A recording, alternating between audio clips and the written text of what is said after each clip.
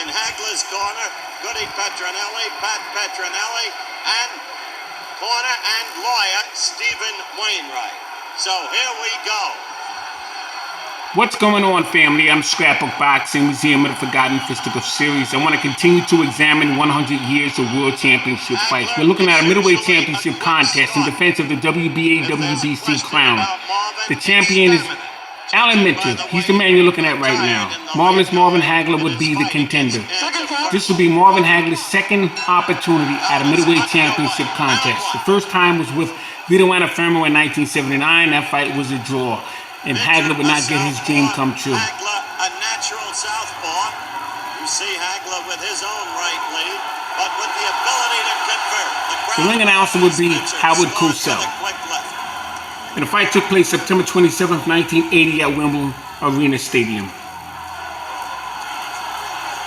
This would be Alen second title defense.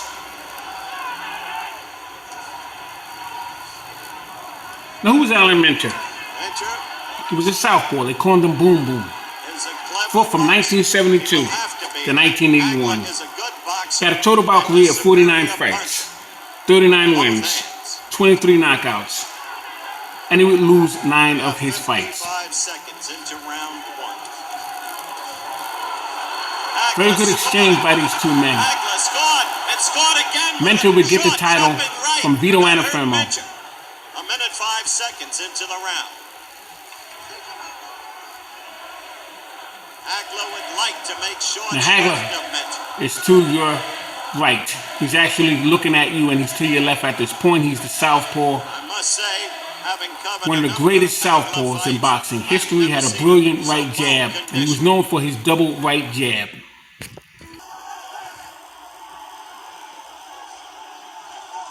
Now, Alen was in a ring with fighters such as Tony Simpson, Mustafa Hamshaw, Emil Griffith, Vito Antuofermo, Sugar Ray Seals. Those are some of the great middleweights during that time.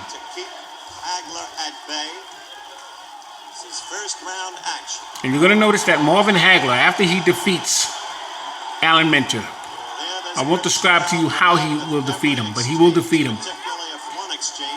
The most compelling thing that will happen to Marvin Hagler's career, he would not be allowed to celebrate his victory in the ring. And we'll see how that played out.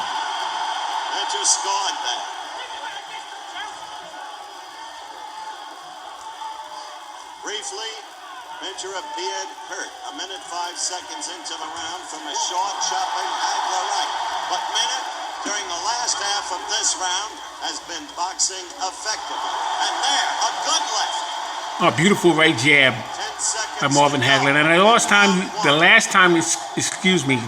time you saw him in this series was when he was making an attempt at that title shot with Vito Antuofermo.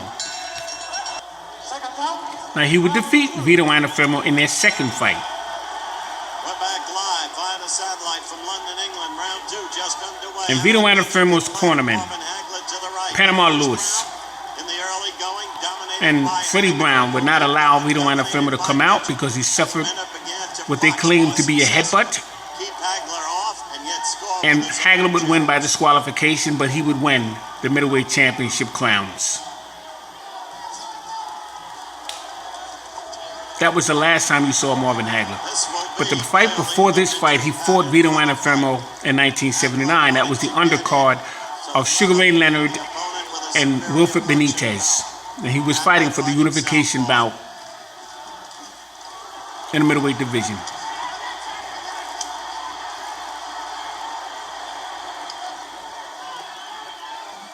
Since then, Alen would defeat Vito Antuofermo.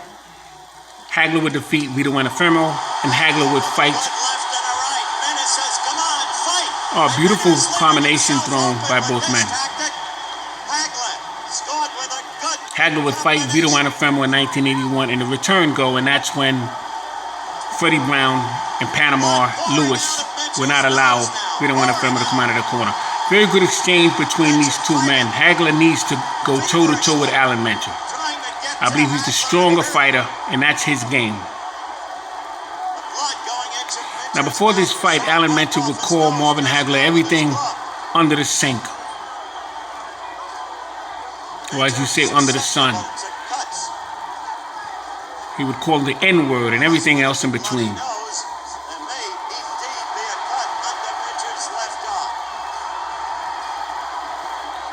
Hagler will make him pay in this fight. Into round 2. And it's a good round for Marvin Hagler.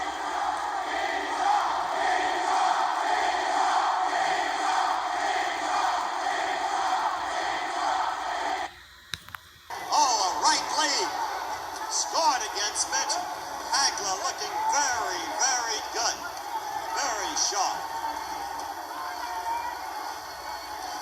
35 seconds left in round 2. Minter wants to mix it up, slug it out with Hagler, give him a little chance. Oh, good jab by Hagler. And a quick return by Alen Minter. Which is exactly what Minter is doing, and the crowd is responding. Oh, good right hand sneak by Marvin Hagler.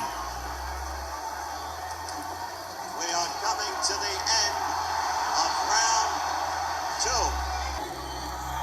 Now this is the third round between Marvin Hagler and Alen Minter. Back live in London, England. Stanford has defeated Oklahoma in college football 31-14, but this is the middleweight championship fight, and Marvin Hagler is off to a rousing start.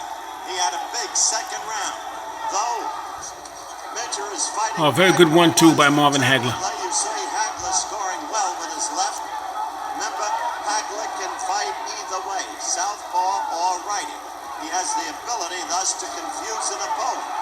I believe this fight would help Marvin Hagler in preparation for Thomas Hearns' 1985. Thomas Hearns and Hagler were supposed to originally meet in 1982, but Thomas Hearns had suffered a pinky injury. So that fight never came off, but it would come off in one of the greatest middleweight championship contests in 1985. What a beautiful right-hand lead by Marvin Hagler. And this will start Alen Minter's decline in this fight.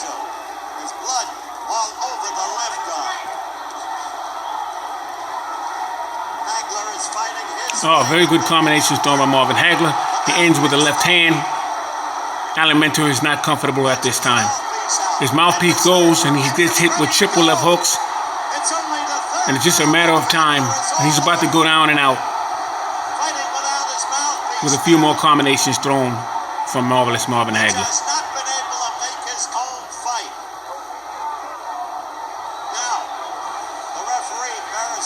Minter's brought over to see the ring physician. The cornerman steps in and stops the fight. And you're going to see why Marvin Hagler will not be allowed to celebrate in the ring. This has happened to Jack Johnson. I want to take a look at this again. Alen Minter, cornerman, stops the fight. And Hagler is not allowed to celebrate his victory in the ring. As you saw, the referee jumped out of the ring.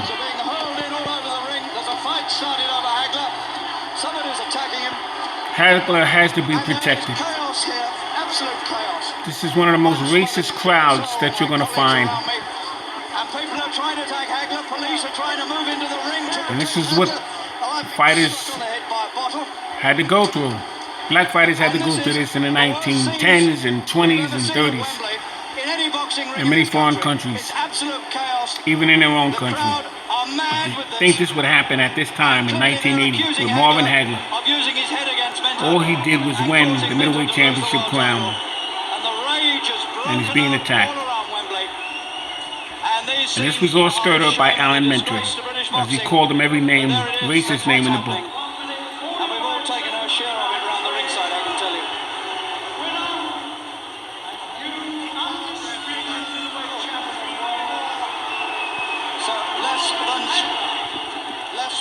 Less than 3 rounds it took for Hagler to win. And after that, all hell broke loose at Wembley. It was not pleasant, I can tell you. Minter took a beating, Smothered in blood. You can see and the from audience towel couldn't the handle state that. he's in. both his eyes suffered in that onslaught from Hagler. Well, there was a bit of rubbing of head, but believe me, the first cuts were started by punches because Hagler was a very determined, aggressive, is the middleweight champion of the world. Alen got everything he deserved because of the pre-fight press conference. The disrespect of Marvin Hagler already gone, escorted by police, is appalling. and these are sad and shameful scenes.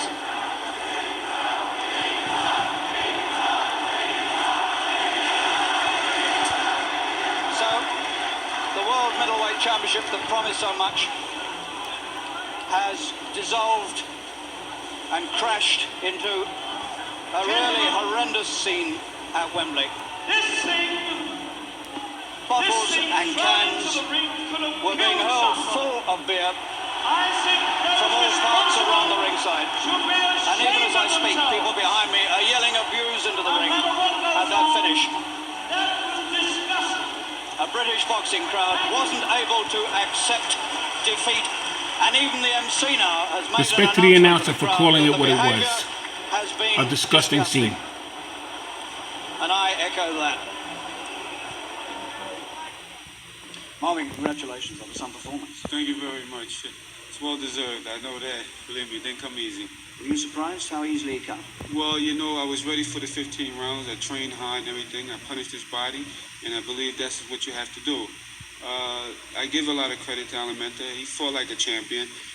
The way to go out is the hard way. You know, you came hard and you go out hard.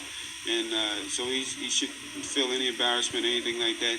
I figured that he was beat by a better fighter, and it was good.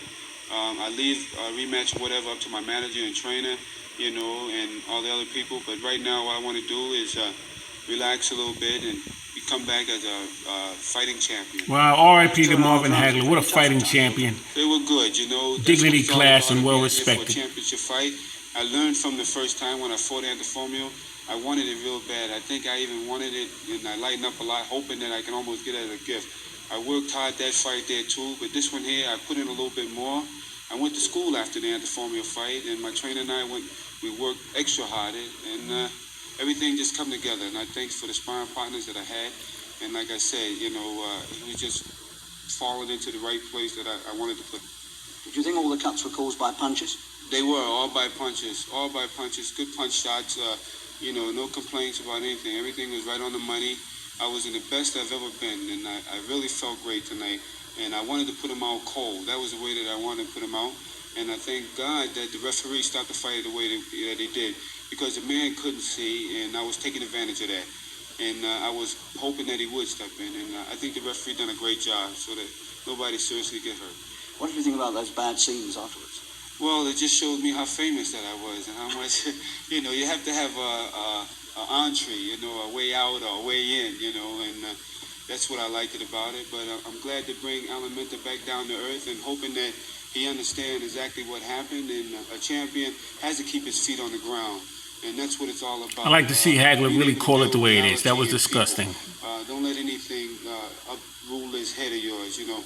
Being able to still be the same person that you are, that's what maintains your goal and keep you level-headed. Would you give him a return? Well, I keep that up to my people and whatever they say. That's what I've always been doing, and that's who it is. We fought the best in the world, and Alen was one of the best too. And hey, this fight here will go down in history as one of the great middleweight fights of all time. Alen, it was a war. What went wrong? Well, for a start, I never boxed the plans, and then I just said, you know, I've gone forward with a fight. See, all through my training sessions, and not just my cornerman, but other people were saying to me, whatever you do not get involved with this guy for the first 5 or 6 rounds, or even 7 rounds. Then go start pressing forward and go and try and take him out. The first round, I got out like a lunatic to try and get him. I caught him in the second round, and he was as fit and as strong as me in the early stages, and I just blew it, really. I think it was definitely my fault for having a fight with the guy. You were getting cut so early on, weren't you?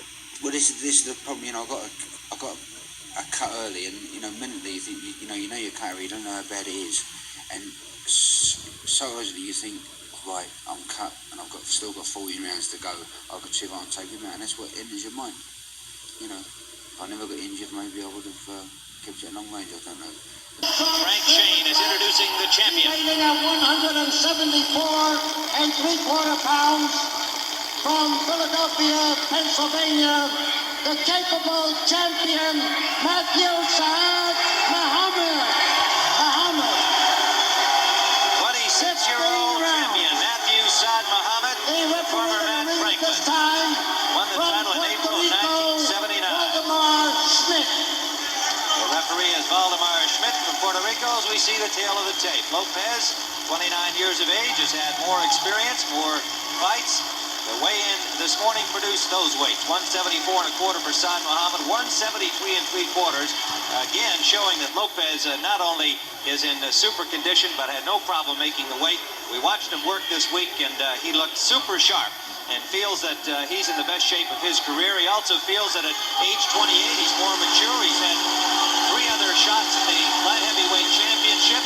One of them a controversial loss to Galindez in 2 tries against him, and he feels that this is a great opportunity that he is not going to blow here at the Playboy Club in Great Gorge this afternoon. And we are underway with round 1. In the white trunks, the champion, Muhammad. And in blue trunks, Yaqui Lopez from Stockton, California.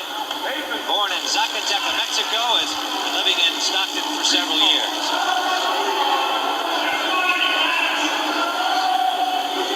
Gil Clancy, Lopez, over his career, liked to get in there and mix it, brawl. He was a good puncher, known more as a puncher. You think that it's possible for him to have turned around his style enough to do what he wants to do today, as you described, and that's become more of a boxer?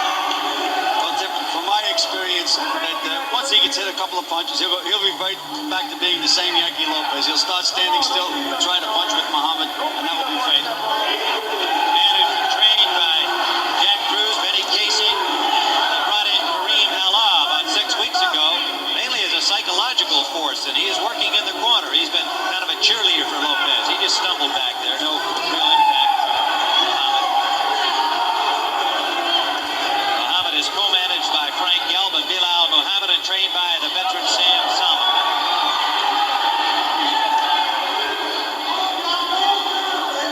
Well, so far, Yaqui's sticking to his plan. He's moving side to side, trying to snap that left jab.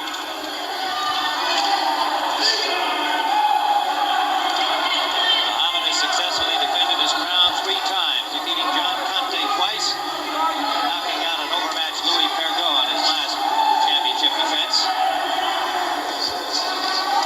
His first fight against Lopez, he won the U.S. championship in October of '78.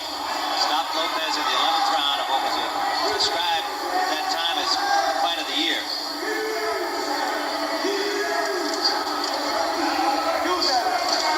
Lopez doing what the game plan called for, jabbing.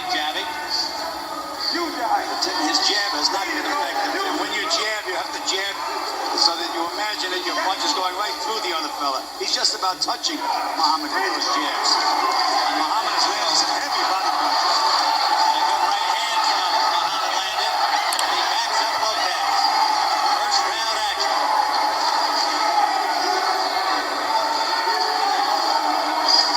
Now Lopez getting a little closer, landing the left hook. Less than 30 seconds to go in the first round. Well, you notice that Lopez forgot about the jabbing now, Tim. Now he's fighting. He went right inside and started to battle the way that Lopez fans know that he can do. Lopez, the challenger in blue. The champion, Matthew Saad Muhammad in white with black trim. Mandatory 8 count is in effect. There is no 3 knockdown rule.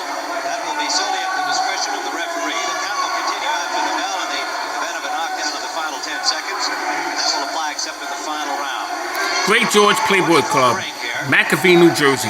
Lots of moving room for both of these fighters. That's where these 2 men would face each other, Yaqui Lopez and Matthew Saad Muhammad, in their second fight, Shot fighter in that first round. Sunday, July 13th, 1980. Good fighter himself in there.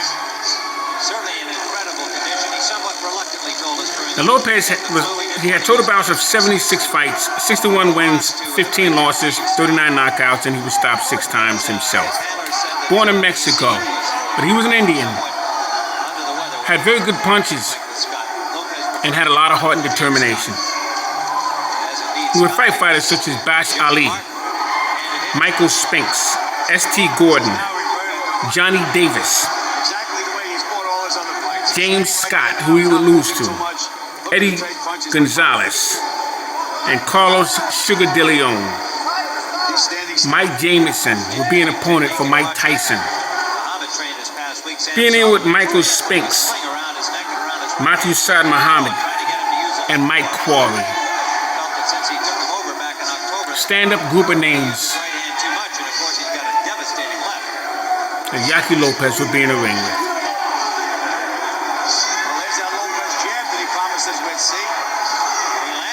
Their first fight took place in 1978 at the Philadelphia Spectrum.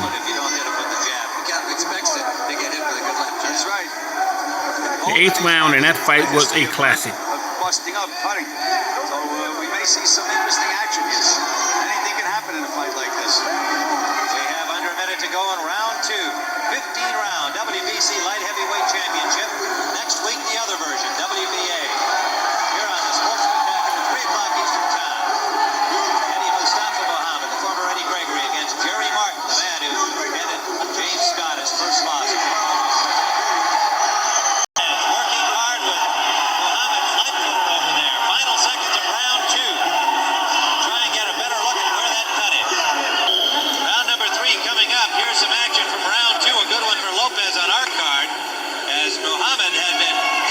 Combination, and he slowed down over there, and Lopez went to work on him. There is a slight cut above the eyebrow, just on the corner of the right eyebrow of the champion Muhammad. It does not appear to be a problem yet, but could develop as we go along. Round number 3, Lopez in blue, the champion Muhammad in white. Tim Ryan, Joe Clancy, and Dick Stockton ringside. The Playboy Club in Great Gorge, New Jersey. And one of the judges in this fight was Paul Cavalier. You hear me speak about him many times. He had a brother by the name of Art Cavalier. He would be a trainer in Lenny Shore's boxing gym. Told me hundreds of stories about old-time fighters. R.I.P. to Paul Cavalier. Paul Cavalier was a referee. But Tony Zale, Rocky Graziano, Tony Zale, Marcel Sedan, many others. He was a New Jersey heavyweight champion when he defeated two-ton Tony Galante.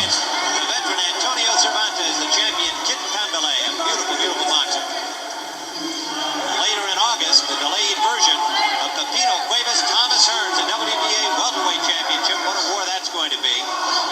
Takes place August 2nd on Full Circuit. You'll see it later in the month here on the Sports Spec.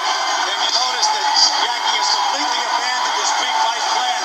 No more jabbing and moving. He's taking the fight to Muhammad. Muhammad trying to laugh him out, but he meanwhile is taking punishment. Lopez has really taken the fight away from Muhammad here in this 3rd round. And he was landing with body punches during that exchange that Muhammad was grinning over. I don't think Lopez is going to buy any of that macho stuff. That's the workhorse here. It's one thing for sure. An experienced guy like Lopez, he's a phlegmatic sort of an individual. You're not going to psych him out. You're going to have to beat him if you want to beat him. Under a minute to go. His 4th attempt at winning the light heavyweight championship. 28-year-old Yaki Lopez. Sam Solomon just told Muhammad, knock him out. That may be a little harder to do than to say. Now Muhammad's coming forward, jabbing well. A little more blood from that slight cut in the corner of the right eyebrow of Muhammad. Less than 30 seconds left, round 3. Now there's blood between the eyes of Yaki Lopez. He may be cut. Good jabbing now by Muhammad. Right hand fell short. Final seconds of an action-packed 3rd round. This will eventually turn into a fight because both men are getting closer to one another. We are waiting the 4th round of this scheduled 15-rounder, and Yaki Lopez had a good round in round 3, although the champion Muhammad finished the final 20 or 30 seconds jabbing and punching well. Round number 4. us at ringside here is the WBA champion, Eddie Mustafa Mohammed. And we'd like to get his comments as soon as we can get a microphone to him here. All right. Eddie, nice to have you with us. And a bit of a surprise, I think, in that Lopez, who wanted to jab and box, Muhammad went back to his old punching style, and he got off to a good start in this fight. Yes, he did. But as the fight continued, he let Yaki try to take the play away from him a little bit. Side came back with a jab. Yaki's susceptible to getting hit with a lot of jabs. He doesn't seem to move his head. And if Saab would only press him and keep jabbing, the fight would be much easier than when he's making it. Who would you expect to win this fight? Who did you think the winner would be? Well, I picked Saab an easy winner, but if he resorts back to his old tactics, he's in for a rough night. What do you mean by his old tactics? Staring the ropes and take unnecessary punishment. Well, Eddie, we're looking forward to seeing you next week against Jerry Martin. Some people are wondering why you took such a tough opponent. Well, because I'm the champion and I want to show people what champions are made of. I'd like to hear that more often from other champions. Well, I'm a true champion, that's why. You had it from me. All right, it should make a great fight for us next week, the WBA version, here on the Sports Spectacular at 3 o'clock. Stay with us here, Eddie, and we'll get your comments as we go along. Yaki Lopez went back to his jabbing and moving style this round, Tim. This might be a good way to fight. He's fighting 1 round slug and the next round moving.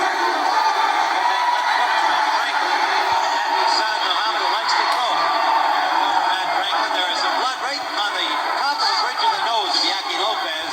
A cut open back in round 3 by the champion. There seems to be no further damage to the slight cut at the corner of his right eyebrow, Muhammad's eyebrow. Less than a minute to go here in round 4.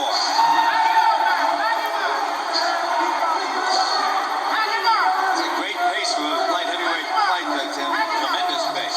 Here's Lopez jabbing again. Well, we said he's back to moving and jabbing. Here's a right hand.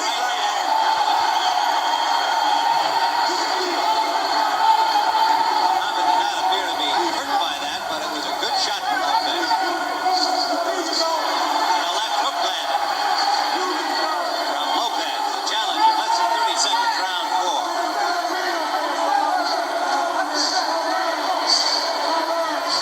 A lot of variety in Lopez's attack. He's fighting a beautiful fight so far, Tim. Beautiful fight. Shifting over and under, going to the body, coming up to the head. Mixing up his attack. Final seconds, round 4. Ringside, live on the Sports Spectacular, the WBC Light Heavyweight Championship. Good crowd action. The referee is Valdemar Schmidt from Puerto Rico. Little white substance between the eyes of Lopez, where they've had to stance the bleeding. Slight cut. There appears to be no blood coming from the very slight cut suffered by Muhammad in round 2. Sam Solomon is saying, slide with him, slide with him. He wants him to keep Lopez in front of him. This little bit of movement on Lopez's part is bothering Muhammad. Pace has slowed finally a little bit here in the 5th round. They were really going at it for 4 consecutive rounds. Big guys at 175 pounds. Good jabs by Lopez again.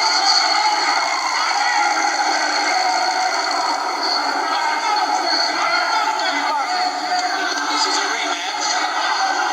Muhammad and Matthew Franklin stopped Lopez in the 11th round the last time they met. That cut has been reopened between Yaki Lopez's eyes, Tim. Real good shot to the kidneys and another right hand in the body. Muhammad is so strong, Tim. He's a physically strong, very, very physically strong. That's what we doubted before the fight. If Lopez had the strength to keep him off. Here comes Lopez behind that jab. Lopez working hard. Muhammad was more off balance. Some of the crowd here thought that he'd been knocked back, but he was backed up by the jabbing of Lopez and momentarily lost his balance. No damage round, and it would appear that the champion has pulled this fight back to a very close situation. As Yaki Lopez had been the early leader, at least the way we've been seeing the fight, and the champion has come on since round 9, and they're still trying to get the tape directly on the challenger's glove, Yaki Lopez, and now we're underway in the 14th round. A tremendous light heavyweight championship. More of the same next week, WBA version. And every time they stand in front of each other and confront each other, Muhammad gets off first. This championship is up for grabs, but Lopez has to get off. There's the champ getting off first again.